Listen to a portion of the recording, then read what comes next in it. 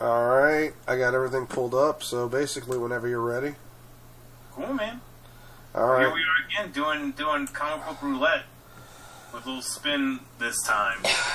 A little spin?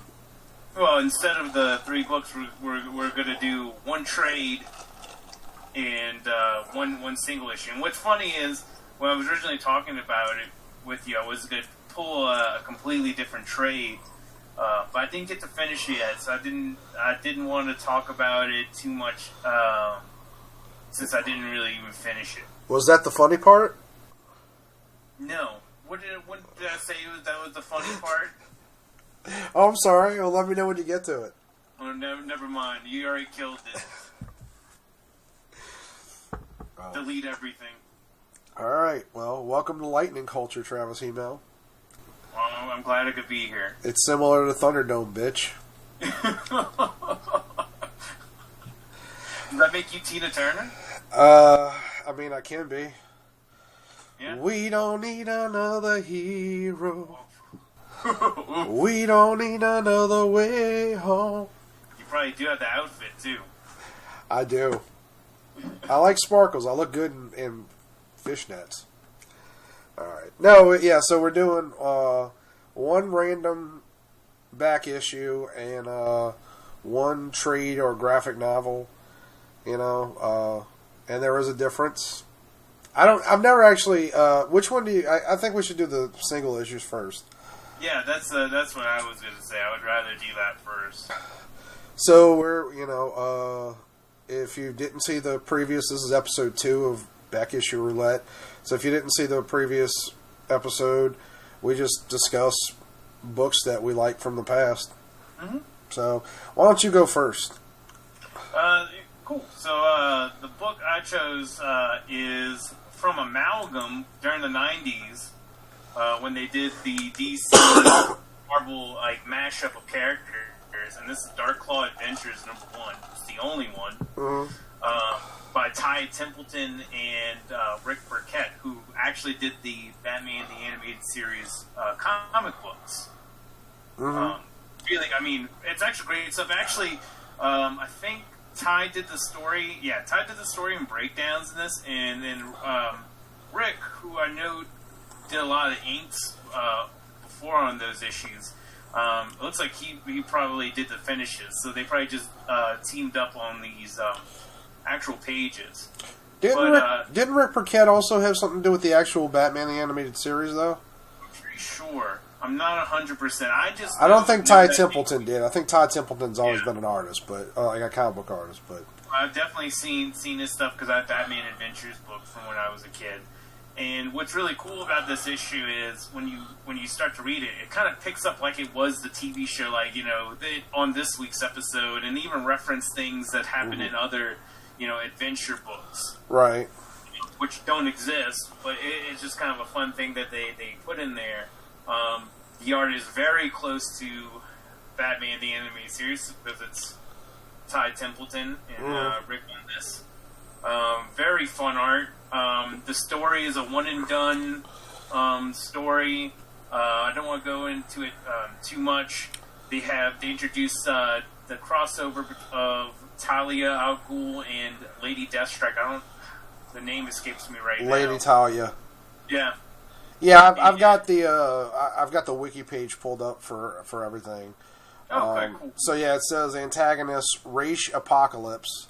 Yeah, which is pretty. I mean, it's actually pretty cool. I didn't think I was gonna like this. I saw this at a thrift store, and of course, I was trying to get it. I think I was telling you over the phone before that, trying to actually start to buy up. Not the only one. There's tons of other mashup ones. I do own.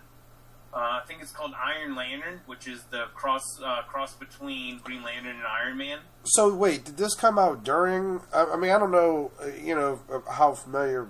I mean, this is on the internet, so who knows what the age is of the people who are going to be watching it. But this all comes out of, you know, ironically, we were just talking about, you know, Marvel and people wanting Marvel and DC to do another crossover. This was it wasn't the first time Marvel and DC did a crossover. Yeah. But it was by far the biggest.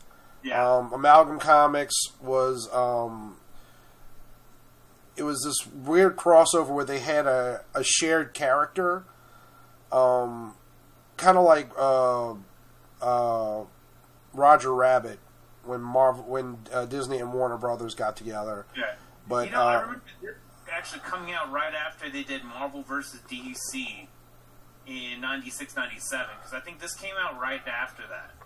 Well, Amalgam came out of it. What happened was they came up with this shared character. I forget what his name was, but he had the power to transverse universes, and he accidentally created a combined universe, Amalgam, which became Amalgam Comics for, I want to say it was like 1 or 2 months. Yeah. And so Marvel and DC did all these mashups. I never saw Dark Claw Adventures. I have the Dark Claw #1, which was I'm trying to think of the artist's name. He's famous for doing Catwoman. I can't think of his name. He did the '90s Catwoman series. This is going to drive me nuts. Let me just Google it. Yeah, Google it. But in the meantime, what was kind of cool, again, the art's amazing. People can probably find this in back issue bins. It's not like really hard to find. I don't know if they have it available online, but check if you can either look at, when you can actually go into a store, or if you email your store and if you're looking for it, they might be able to look through the bins for you. But I mean, just this art and story incredible. I mean, it's that Marvel version of the Dark Knight, Batman the animated series. Essentially, it's so good. Yeah, and it was the combination of Batman and Wolverine, and then was it Raj al Ghul Apocalypse or no, it wasn't Raj al Ghul Apocalypse, whatever. No, it's Raj Apocalypse. Yeah, and what's neat is I remember the episode from Batman the animated series, and it looks like almost like they altered that version of the TV show for this. Very cool stuff. Of course, I know this has been this has been out for years and years, but definitely people should check it out if they want to know how the story starts and ends, because I don't want to give away too much. I know we talked about it doesn't really matter too much, because that book's been out for... Well, I mean, I'd never even heard of this. Like I said, I had the regular Dark Claw, and by the way, the artist's name was Jim Ballant. I couldn't think of his name. But yeah, like there was a lot of fun. In fact, we were just talking the other day about you were looking for Spider Boy. Spider Boy. Yeah. Which I have. Is that what you picked?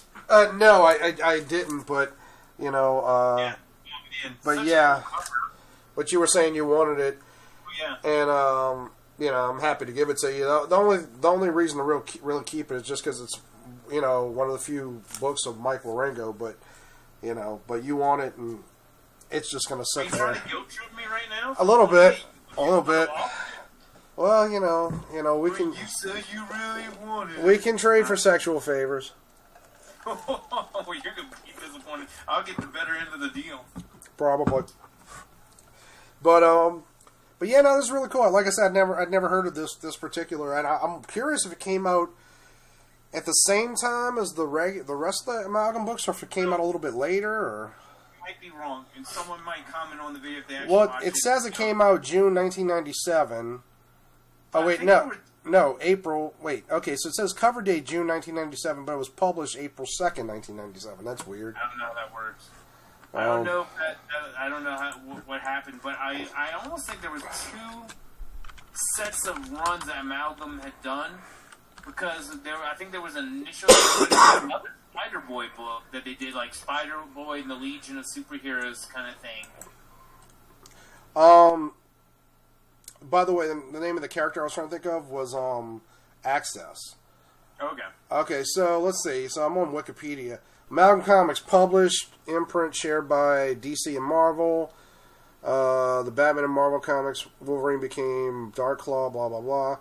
These characters first appeared in a series of 12 comic books, which was published in April 1996, between issues 3 and 4 of DC vs. Marvel. And then the second set of 12 came out the next year, June 1997. So yeah, that's why. I mean, I was graduating from high school. I might not have been paying attention to what was going on at the time. But yeah, so I know. Oh, that's interesting. So yeah, Spider Boy was from the 1996 run. But so yeah, man, that's pretty cool. I wouldn't mind reading it myself. I don't know how hard like that run is to come across.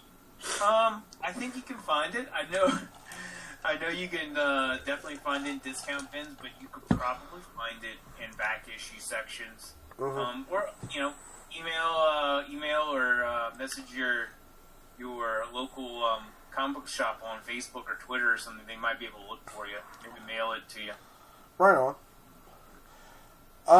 Well, so my book is something like, this is going to make sense like in a few days when I come out eventually with that other video that we recorded. But I decided to go with New Warriors Volume 1, Number 17. Okay. You know, I don't know if you want to Google that to get a look at the cover, because I didn't break it out. But I've said before, I'm an old school New Warriors fan, and I didn't pick it up with like issue 1. I ended up getting the first issue later. But I'm pretty sure this was my first New Warriors issue, right? Like within a year of me first reading comics. And you can see how old it is if you look at the cover. The price of the comic is $1. This is when comics were still $1. Yeah, the one you're talking about is the one with the thing and Nova on the cover, right? Yeah, really cool. Mark Bagley, you know, and love that tech design. You know what's funny? Looking at the cover, and you don't really see, I don't see it too much on modern comics, but I guess more so maybe it ended in the 90s, but you see like actually text bubbles on covers. I don't really see that anymore. Like there was a commentary a few years back when Bendis was decided to do the Mighty Avengers. He made a big deal about like, we're going to bring back text bubbles on covers, and everyone was like, all right, I guess, you know. Text bubbles. Right, and he did it for a few issues, and it just didn't stick around. It's, you know, a lot of these things are sort of products of their era.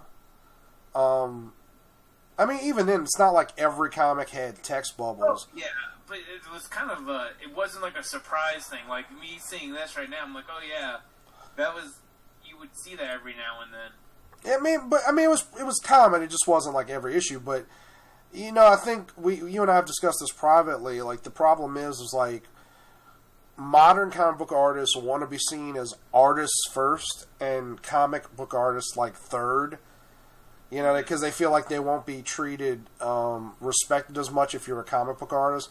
So, like, a lot of the cool covers of the past that used to, like, grab you and pull you in and make you want to read something, they've gone away. Like, this cover is awesome. Like, everything about it is awesome. And, yeah, it's antiquated. And it's not even fancy. Like, there's no background. It's just Mark Bagley's a badass and drew The Thing and Nova before Nova was like, you know, the in character that he's become. And what are you doing? Me? Oh no, I'm just looking in at the cover a little bit. Okay, because you're leaning in really close to your camera, and it's just kind of odd on the screen. Yeah, I can see your nose hairs. Yeah, you got a boogie. Anyway, but yeah, so this issue was one of my first issues of New Warriors, and I was hooked.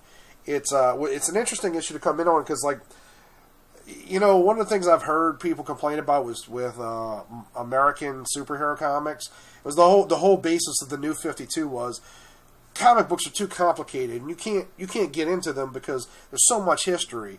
But when I was reading comics in the 90s, like, you know, this issue and like my first issue of X-Men were like the last parts of a series. So this was like issue 3 of a Terrax series. Terrax is this Silver Surfer villain. He's one of the Heralds of Galactus, and he's actually the first villain from issue 1 of the New Warriors. And this is like the return appearance. And so it takes like the New Warriors, this other group from the book called Psionics, and the Fantastic Four, and then a special guest that I won't ruin. It actually says it on the cover, plus this time for sure a special surprise guest star. You know, they used to like really tease you with comics covers. But it takes like all of them to beat Terex the Tamer, this cosmic villain. And it's just this really cool like issue, like all these different types of characters interacting. Like there's like it's very similar to something like what they were trying to go for with Avengers Endgame. Yeah. Where you have so many characters and you're trying to create a balance, and it's a little easier in a comic book. But and what I like about it is like this is back when they used to seed things. So like this issue and this event comes out of the stuff from the first issue. You know, like there's all these like threads that have been seeded throughout the series, and then what happens to Terex at the end of this issue, like 3 years from then, I want to say, in Silver Surfer number 75, they need to go find Terex, so they have to go to. So back then, they used to have all these people who had to keep track of all these characters. So you know, whoever the writer was, I don't think it was Jim Starlin. It might have been Ron Mars was writing Silver Surfer at the time, and so at some point he would have had to say like, okay, I want Terex in this book, so you know they would send whoever the assistant was that handled like, all this stuff to go find out like what was the last appearance of Terex, what was happening to him, and the last appearance was this issue, you know, in like 1992 or 1993, whatever it was. And I might say, I think it says 1991. Why are you leaning so close in? What are you doing? I think it says 1991 on there. But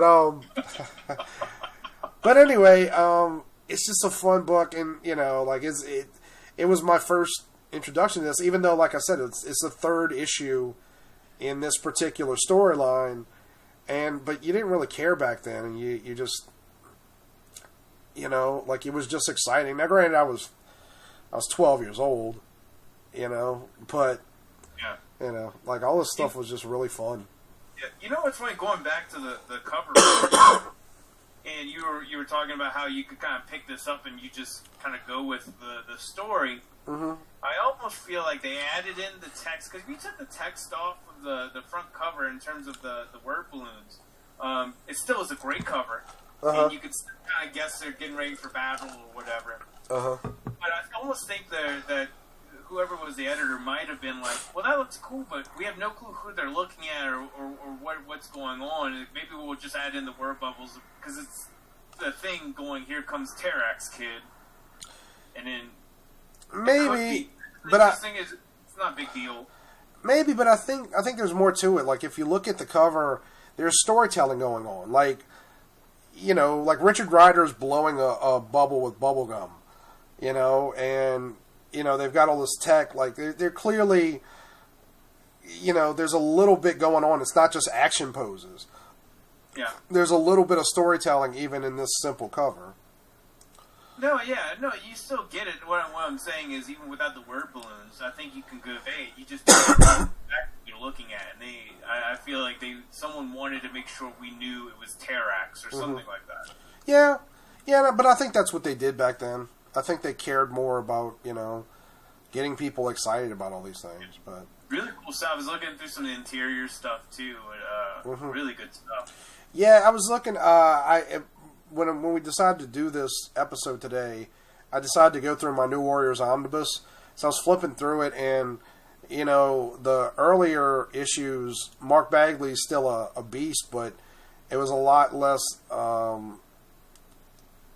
refined. Which, you know, we've discussed this before. It could be as simple as the inker had a heavier hand, maybe in the earlier issues or something like that. And who knows? But or it could be like he was just kind of still finding his way in his art style. But it was his line art by this point in New Warriors was a lot cleaner, you know, less gritty. Yeah. But what's interesting, just because I only know this recently because of the this art challenge I was telling you about that I was doing for myself, where I was looking at the old Marvel cards, and was it Derek Robinson who takes over for Mark after Derek Robertson. Yeah. Mm-hmm. It's the same inker, so yeah. So it looks like same inker, Larry Malstead. Mm-hmm. Yeah. Oh, that's another thing is I think Al Milgrom did the first. I don't know how many issues of New Warriors. I mean, that could be another thing as well. It's people refer to inkers as tracers a lot of times, and it's like, dude, anyone who says that, like, and don't get me wrong, I'm sure there are inkers that don't do much of a job. Maybe they're unexcited about it, but there are plenty of inkers like John Dell that their inking makes a world of difference. And if you go look at like Jim Lee and Mark Silvestri in like the say 1997, and you go see how close their art styles are, it's very clear that Scott Williams, the inker, had a lot to do with like how their art came out. So this anyway, we can move on to your first book. Or I guess it's not first. I guess it's your only book. Well, it's gonna be the trade. So right. I picked up this trade. This is Batman Ego. Mm-hmm. This one is the story itself. I think was like mid or late 2000s. I think when it came out, but you can actually easily find this trade in comic shops, or you can order it from your comic shop. And it's not really a Batman like action story. This is actually dealing with a lot of like internal struggle after Batman chases down this criminal, and the criminal ends up committing suicide, and Batman couldn't save him, and Batman's dealing with some regret. And his internal persona or ego of Batman kind of manifests, and he has some amazing art from Darwin Cook. Right. Darwin Cook also did Justice League New Frontier. What is it? The Jonah Hex. He did a run with Jonah Hex. Before he passed, he had done a lot of different DC books. He did a run at Spider-Man for a bit.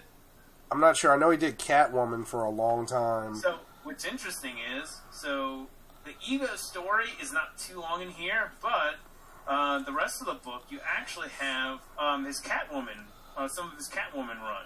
Oh, really? Yeah. Okay. So I'm just trying to get to... It's one of those books where they wanted to trade, but they didn't have enough to... I guess. And this is... I don't know if he inks himself. The artwork's a little different. Yeah, Selena Catwoman. Selena's big score. So it's a...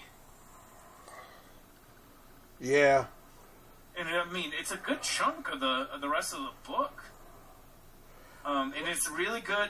His artwork is a little bit looser. I don't know if he is inking himself or someone else is. I'd have to go look. It's a little bit looser compared to other things I've seen him do. I don't know. That kind of looks like his style towards the end of his run. I'm a big fan. It's funny, like the cover that you're showing is completely different than the one I'm seeing. So obviously there's multiple covers. Yeah, that cover's way better. The one I'm looking at is this Art Deco style. It's like looks like 1930s kind of thing.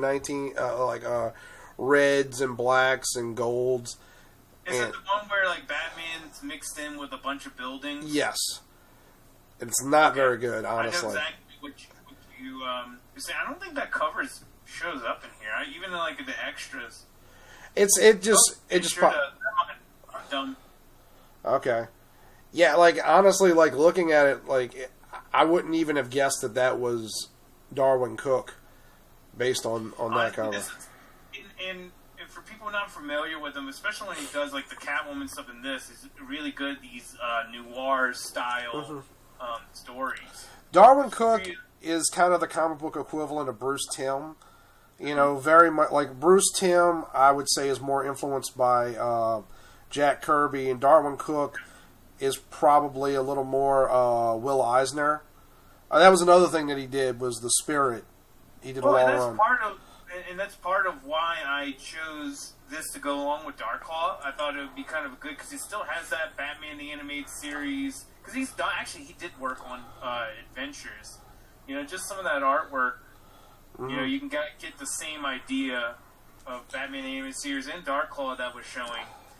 They even, for some reason, like put a couple covers of Batman Gotham Adventures in here that he did. Pretty cool. Yeah, I'm such a big fan of Darwyn Cooke's work, and it's a real shame that he died, because he's just one of those creators that I think people can universally like just worship. For like, he's a throwback, but he's sort of his own guy, and maybe on another video I'll do it. I actually have a big on my shelf over here. It's called Graphic Ink, and it's the DC art of Darwyn Cooke. Huge. Probably do if you because I know you have art books. If you ever want to do an art book one, I'd love to, and I know exactly who I would go for. Yeah, I don't know about you. I have a couple cool ones. I have an Alex Ross one that I like. Graphic Ink. There's a few other random artists that I picked up, but the Darwyn Cooke, I think, actually is the thickest of this art book, because he even put some of the comics that he's done in there, like like a small sampling of it. It might be a whole story, but it might be from a random run that he did, like from All Star Western. I know he did like a couple of Jonah Hex stories with Jimmy Palmiotti. I mean, aside from ego, I gotta say, if you're out there and you don't know who Darwyn Cooke is, New Frontier is such a beautiful, and it's so different than normal views of the Justice League and those characters.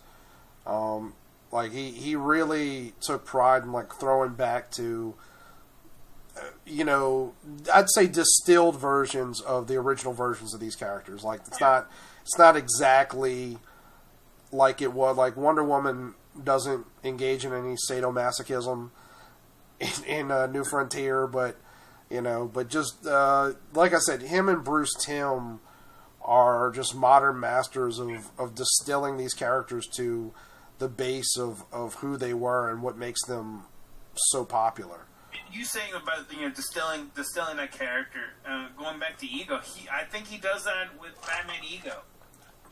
It deals with Batman being Bruce Wayne and Batman, the side of him that is Batman. And I think it's definitely for a Batman fan, they'd probably really enjoy this. You might be if you're looking for action or a little bit more mystery or something like that. That's not this, but right. It's a fun story. You'll enjoy it. I shouldn't say really necessarily be fun. It's a little sad in parts of it. I know what you mean. The Catwoman portion in the back, really fun noir thriller type of story. Highly recommend that. That's cool. So I guess we're gonna go to my my own suggestion, and this isn't much of a surprise. It's I guess it's a surprise for people who haven't seen that other episode that I haven't posted yet, but not so much for you. I'm on pins and needles. You knew mine because you wanted to find the photos of it first. Right. It's volume 1 of Injection. Okay. We talked about it in, like you said. The episode's gonna post. I haven't posted it yet. So a little bit of warning. I love this book. I love Injection. However, Warren Ellis just announced recently that he will not be able to. It's permanently on hiatus because Declan Shalvey and Jordi Belair, the two people that he worked with on this series, both have careers now. And Declan Shalvey already had a career, but he's writing. I think it's like called Bog Babies or something like that. I forget what, or Bog Bodies. Bodies, something. Yeah, it's Bog something. But it's a new, and I haven't. Right. I've only seen something about it when I went to a store recently. And they had it on the shelf. I think that was it. I'm only aware of it because I follow him on Instagram, and look, and I wish the guy the best of luck, but damn, like I'm so disappointed that Injection only has 3 volumes, yeah. And but despite that, I still can't recommend those 3 volumes enough.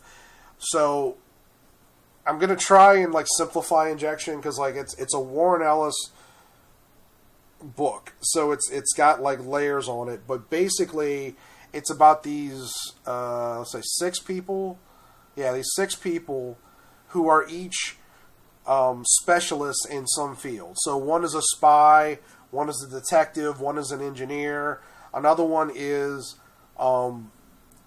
it plays around with the idea that he's a magician. He says he's not, but there's always this sort of thing around him where everyone's like, yeah, he says he's not a wizard, but so, and another is this brilliant, I guess she's a biologist, I'm not sure.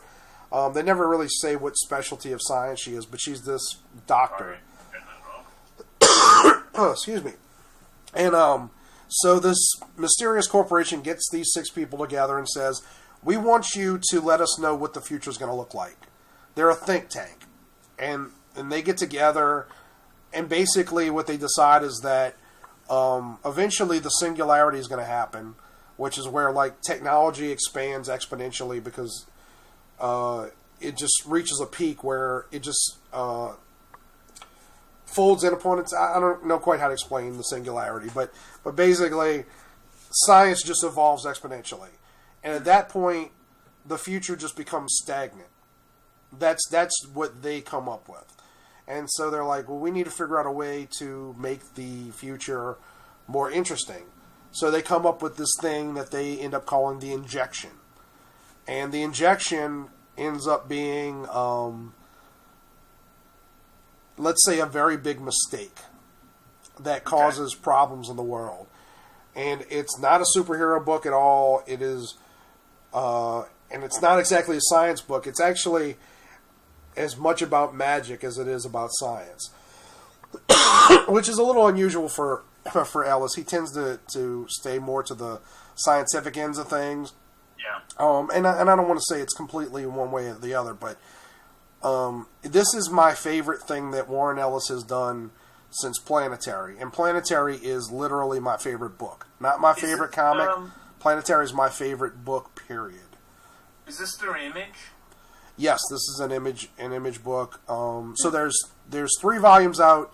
Each volume tells the story of or gives background on one particular member of the team. So the first one is on the doctor, the second one is on the detective, the third one is on the engineer, and I mean the stories of the other characters interweave into each volume, but each one is obviously about both that character and the injection itself. Yeah. The art's so good. Just through volume 1 images I can find. Declan Shalvey is a modern master, in my opinion. If you want to see something else that this team did, they did a volume of Moon Knight that cannot be matched, in my opinion. That one's very good. It is, and each issue of that is a self-contained story that tells like a different. Each issue of it told the story of a different perspective of Moon Knight. Because Moon Knight, obviously, like I'm basically doing 2 books here, but Warren Ellis is my favorite writer. Him and J. Michael Straczynski are my idols as far as writing. For Injection, this one's not like Moon Knight where it was like a one story. This is an overarching thing. Each volume is an overarching story. Or is a story, and then the 3 volumes plus the others. I'm assuming it would have been 6 volumes total. 1 volume, from possibly 7 if the Injection got its own volume. I don't know what they had planned, but there's an overarching story that's being told through each volume. Yeah, I might pick it up myself. I've never read it, But something cool about Image, at least for most of them, and it should be the same for this, for most of the first trade paperbacks, they're at a lower price than the other ones, so you can kind of have a launching on point. Sometimes they're about $10. I think this one's like 12 to 15. Yeah. I don't think any of the volumes of this are that expensive. They're all under 20. They're pretty affordable. Yeah, they're all under 20 for sure. And I think each issue, each volume's probably like 4 or 5 issues, something like that. It's a dense read. There's a lot to consider, and that's another thing. Is like, and there's nothing wrong with old comics where you read them pretty quickly, but like this is definitely a dense read. It takes you longer than a regular comic volume to get through, because there's a lot to consider about what's going on and what you're looking at. And the art is absolutely incredible. And Jordi Belair gets high marks as I know Jordi Belair's writing now primarily, but as a colorist, deserves a ton of credit for what goes on in this book. Looks like most just to go back to what I was saying about the price. Looks like if it's the regular edition, they're all about $10. Oh, is that it? Okay. Volume 1 at least. So, please contact your local comic shop, see if they have Volume 1 available. And if you can't, look, if your comic shop's not available, I'm not telling you don't buy it through any other means, but we do encourage you to support local comic shops, because I'm going to say it right now. I think I talked about this on the previous episode that we did. Books like this will not exist if comic shops go away. Yeah. It's not going to happen. Now, Warren Ellis could write an injection novel that he could get published, because he's got a few novels out there that are worth considering, but a book like this, never going to happen. Never going to happen if comic shops aren't out there. Yep, and I mean, just because I was just looking for the price. On Amazon, please don't buy it from Amazon, but it's literally the same price. Well, I mean, if you have to, like, we understand, like, if, I get it. But if you have the ability, if your local comic shop is open, doing curbside pickup or mail order, and they have volume, buy it from them. Yeah, we just did an episode about how to save the comic industry. Mm-hmm. A big part of the industry is comic shops, and like we said in there, if you want to help them pick up your comics, order your comics from them. But I don't want to shame people. Right now. I don't want to shame people for using Amazon, because I don't usually buy comics from Amazon, but there's plenty of things I do buy from Amazon. So if I'm gonna tell the truth, I bought one because I couldn't find it. It was out there, and it was only available on Amazon. Right. But yeah, I mean, we made our point. No sense dwelling on it, but yeah, dude, if you obviously you haven't read this, I can't recommend this enough. Like, I'm catching up on reading, so it might be my next thing after I read what I just picked up. I may have to do on my own, like, my top 5 like Warren Ellis books, and what's funny is people always expect you to go for Transmetropolitan. And I'm not that big a fan, even though I'm a fan of both Warren Ellis and Derek Robertson, obviously, but... yeah, I think that's... it's a good book. I think it's overhyped. It's not for everybody. It appeals to the, rebel and, like, teenage anarchist in people, and that's not me, and that's never been me. That's like when people say, "Oh, a good jumping on book." If you've never read a graphic novel before, it's Watchmen. And I'm like, no, I don't necessarily think that. I'm not even that big a fan of Watchmen, but that's a separate discussion. It's a kind of depressing in different parts of it, but it is a good book. But it's a good book, yeah. A jumping on point. No, actually, we're going a little off topic. If you want a good superhero book to jump on, Invincible. I know we were talking about that in one of the other... I think it was the last thing that we did, the How to Save Comics. Yeah. But all right, man. Is there anything else you want to talk about before we... Nothing right now. He is staying safe and staying healthy out there as best as you can. Mm-hmm. And, support your local comic book creators and comic shops. You can find, if you want to check out Travis's artwork, you can find him on Instagram, Travis_Hymel, Hymel. No, that name's not common outside of, like, the South. Yeah, I have no clue. My phone calls you Travis Hymel. Oh. It thinks you're Jewish. Travis Hymel. But yeah, Travis_Hymel, and also Art of Travis Hymel is the website. But you can see what Travis has been working on lately, including like some of. You occasionally post some of your own stuff that you're working on, don't you? I need to start updating, especially. I don't want to give it away right now because you already know what I've been working on in terms of some little extra art things. I'm gonna do my own YouTube channel pretty soon, but I might start posting that and posting some stuff I recently worked on. That's maybe a few pages from the Hourglass book from Full Moon. I'm very excited to see you're working. You should. I don't know if you started yet, but you were talking last night about working on a Craven the Hunter piece. Yeah, I actually I was penciling it while I was waiting for you to get on. Craven is erased right now because I didn't like the pose, but yeah, it's kind of hard to see, but don't worry about it. Yeah, Like it he'll post it on his Instagram eventually. Yeah, that's what I'm basing it off of. Yeah, I think I want to say that's Sal Buscema right there. Yeah, I'm pretty sure it's a very classic art piece on that card. So. But I don't know for sure, but I think Devil's Due is trying to work on getting Arc World out on Comixology, and it might be digital. I'm not sure. I might be completely wrong, but I think he's trying to get it out digitally first, and that's not something that we obviously want to. But you got to do what you got to do, and you want people to see. Current state of things. I don't know how much we can talk about this, but you worked on a book called Lucha that you don't even know when it'll be able to come out. So it's kind of disappointing to work for months on a book and then you don't get to, actually just have it in your hands.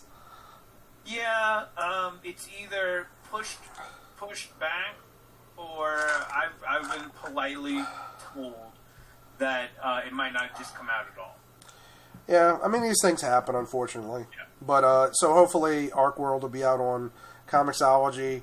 And, which kind of sucks, man. I keep feeling like every time I'm going to have something that's going to be my work out, has been like, oh, it's about to come out? Not anymore. Well, you just got to come out with your own shit then, huh? Yeah. Oh, I didn't mean to curse. Arc World was slated for this month, and Hourglass was going to come out in May, and I think the last one I was supposed to wrap, which you love the title, is called Grim Rapper from Full Moon Comics. I do like Grim Rapper. Yeah. But, alright, man. Well, this has been fun, and we'll do it again maybe in a week. Something like that. Yeah. So, thank you very much, Travis Hymel. No, thank you. Buck Lightning. Adam, well, I was about to say, I'm going to call you Buck Lightning, Adam Centino. The Buck Lightning thing, like we've discussed this, like some people do call me that, like, I'm not pretentious enough to expect you to call me Buck Lightning, Yeah. So I don't know. I thought your name, like a lot of people thought your name was Buck, or even about Santino being a real name. Santino is a real name, and that's all I have to say about that. All right, well, thank you, Travis, and I don't know, we don't really have a sign-off for this show, but keep reading, I guess. Don't die. Thank you, don't die. Yeah.